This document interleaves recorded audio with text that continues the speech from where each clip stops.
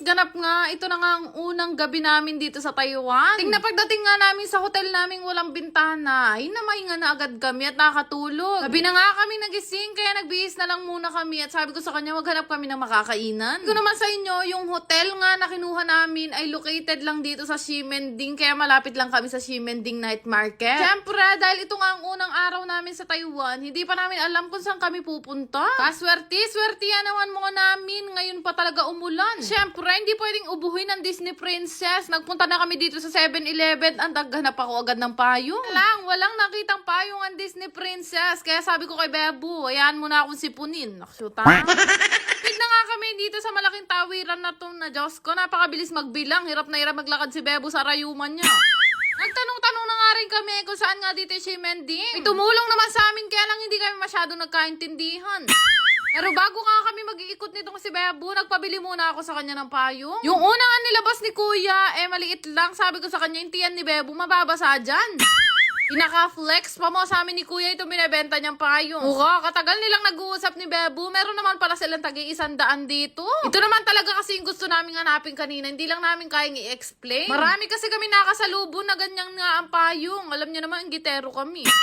Alam nyo guys, habang naglalakad kami dito sa Taiwan, abay para kami nasa Japan din. Kung ganito din kasi ang itsura ng Japan sa gabi. Pero alam nyo ba, nabigla din ako kasi may nakakilala sa akin dito sa Taiwan. Naksyuta, hanggang dito umaabot yung naksyuta ko.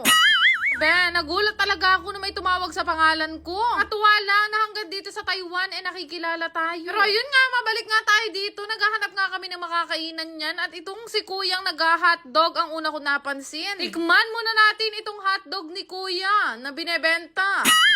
Attractive kasi niya at mukha siyang masarap. Kaya guys magre-rate ako pero honest review po kami dito. 6 out of 10 siya sa akin. Mas masarap pa rin talaga yung skinless ng Pampangas Best. Kaya nga, nagkagulo na nga ang mga tao dito kay Kuya. Tabalumukan niya no, nanggagawa na.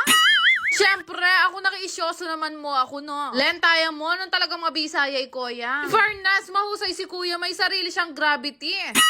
Ayun nga, nakadaldal ko. Kanina pa kami naghahanap na makakainan. Dito nga kami napunta sa parang Japanese restaurant. At sabi ko nga kay Bebo, dahil maulan naman, kumain na lang tayo ng ramen. Ay, Diyos ko, pinakadurot-durot pa namin ang buong Ximending Night Market. Dito rin pala ang bagsak namin sa malapit sa hotel namin.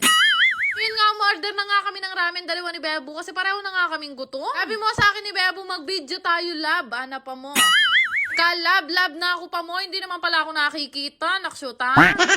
Ayan, hanggang sa kumain na kami at makakalahati namin, wala naman pala ako sa video. Siyempre, para hindi sumukal ang loob ko, sabi niya, isa pa. Sa totoo lang yan, wala nang sabaw yung ramen ko.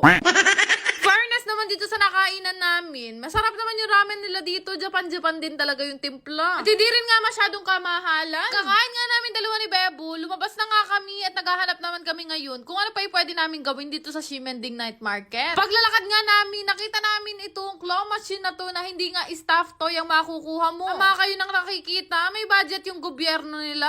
iPhone ang makukuha mo dito. Pagalingan na lang talaga ng salakwit kung paano mo makukuha ang iPhone 13. Siyempre, hindi ako maglalaro dahil mula-mulala ako.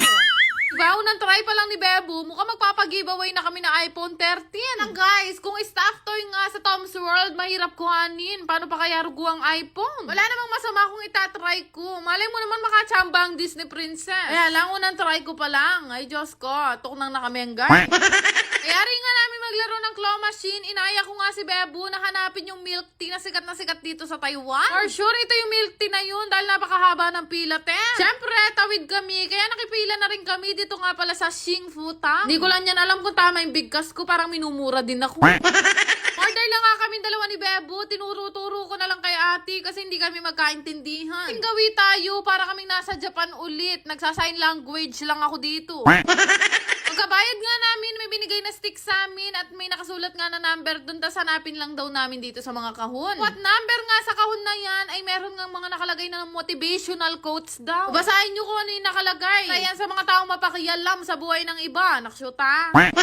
Totoo nga pala ang chika na sila pala ang gumagawa ng sarili nilang pearl. Medyo mayabang sila sa part na yan kasi sabi pa nila sa akin, videoan mo yung ginagawa namin. Ay ba, inutos na ako pa talagang Kuya. Naman itong milk tea na to at talaga naman pinagkakaguluhan to. Kaya na-excite ako kung ano kaya talaga yung lasa. Di rin kasi ako talaga mahilig sa milk tea. Pero subukan natin, tumalay nyo naman magustuhan ko. Siyempre, bago ko yan nilupin, inalo-halo ko muna. At noong natikman ko nga, ay in fairness, perfect talaga yung lasa niya sa lahat ng milk tea na natikman ko. Ito nga lang yung tamis niya, hindi talaga nakakaumay. Alam nyo bang hindi ako nakakaubos ng ganyang kalaking cup? Pero for sure, mauubos ko yung cup na to. Kaya lang ang problema, nanahimik ang Disney princess sa isang sulok. Diyos ko, sumakit yung ngipin ko. Wala naman akong bungalo, kaya bukbok. Ba't pagka nasa ibang bansa ako, sumasakit yung ngipin ko? Naksutan? Pre, kapag ka masakit ang ngipin, masakit ang buong pagkatao. Kaya sabi ko kay Bebo, pumunta na tayo ng hotel at magpahinga na tayo. Sabi ko nga sa inyo, bukas na ulit lalaban ng Disney princess. Painawa kaya paingipan ko, naksutan. Yan lang naman. Salamat!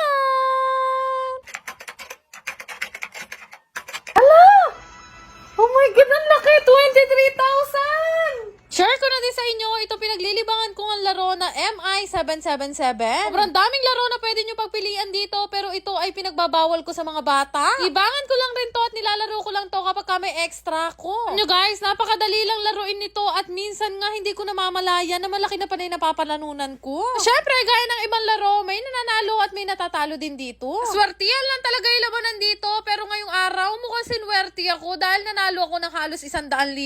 So syempre, hinay-hinay lang tayo sa paglalaro at pagtaya. Sabi nga nila, lahat daw ng sobra, bawal. Pero syempre, wala din namang masama kung gusto mo subukan. Kaya kung gusto mo ring itry, lalagay ko na lang yung link sa may comment section.